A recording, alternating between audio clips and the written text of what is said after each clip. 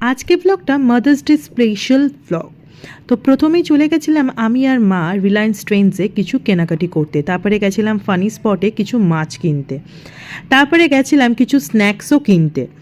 বাড়ি এসে মাছটাকে ঢালাও হয়ে গেল আমার নতুন একটা অ্যাকুরিয়ামে, দেখতেই পাচ্ছ, যেটাতে কিনা মানি প্ল্যান্টও রেখেছি, আর বাকি মাছগুলো ছাড়া হয়েছিল আমার বড় অ্যাকুরিয়ামে। তোমাদের জানিও যে এই জায়গাটা কেমন লাগছে দেখতে, আমার তো বেশ ভালো লাগছে। তারপরে মায়ের জন্য একটা সারপ্রাইজ ছিল এই সুন্দর কেকটা, কিনেছিলাম কোয়েলের কাছ থেকে, ক্রিমি ইনভেনশন থেকে। তোমরা যারা যারা কিনতে চাও, যারা অ্যাটলিস্ট দুর্গাপুরে থাকো, তাদেরকে আমি ফোন নাম্বারটা দিয়ে দেবো কমেন্ট বক্সে।